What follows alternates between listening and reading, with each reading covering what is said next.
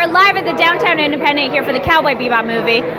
What brings you out here this evening, and who are you? Well, you know, it's weird to be on this side of the red carpet. I'm used to being over there. I'm Emma Fyffe. I am a host. I like to use the term broadcaster, based here in Los Angeles, and I talk about anime stuff a lot. I host a show called Anime Club over on Hyper RPG. I have a Sailor Moon podcast, and I was one of the hosts of the official Anime Expo Twitch stream this past year and the year before that. So, you know, I'm a professional anime pundit, shall we say? Well, that's an accurate description. Yeah, I think that accurately describes who I am. But yeah, I've worked with Funimation on a bunch of their sort of event type of projects and stuff out here in LA, and so here we are. And what brings you out here to see Cowboy Bebop? Oh man, I mean, who doesn't love Cowboy Bebop? I have such vivid memories of watching that show as a teenager, and it was this kind of process of,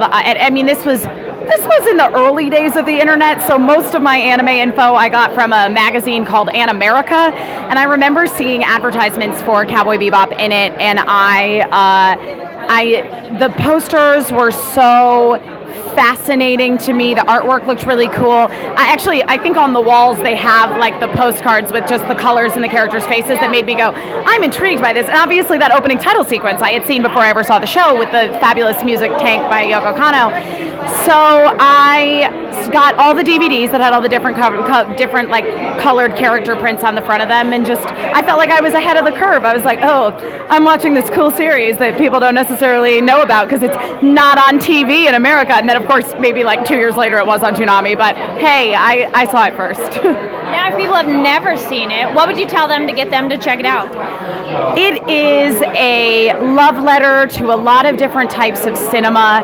It is a space opera at its finest. Really great character development within nice self-contained stories. Basically every single episode, there's a few two-parters, but for the most part, like every episode can really be enjoyed kind of a la carte. There is an overarching story, and obviously there is a nice payoff to that at the end, but it really is just a fascinating exploration of the human condition framed in a really cool space setting. Well, it's very poetic. I like it. Yeah, thanks, man. Now, what does it mean to you to have it in theaters?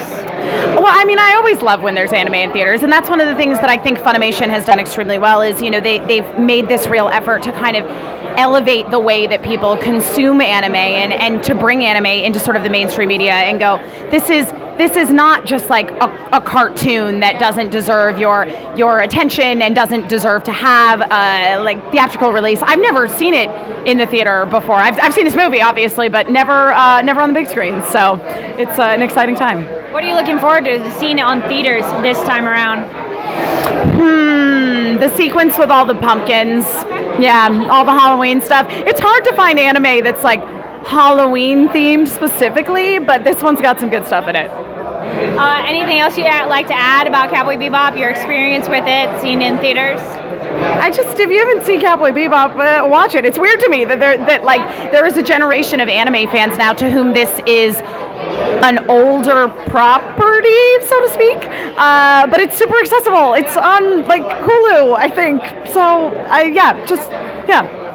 And where can people find you online, and anything you want to tease that you're working on right now? Yeah, I am all over the internet at my name, Emma Fyffe, EMMAFYFFE, and I'm working on a lot of stuff, and I tweet about all the things that I'm doing. So if you follow me on Twitter, you will know all of it. Great. Well, thank you so much, Sherry. Good to see you too.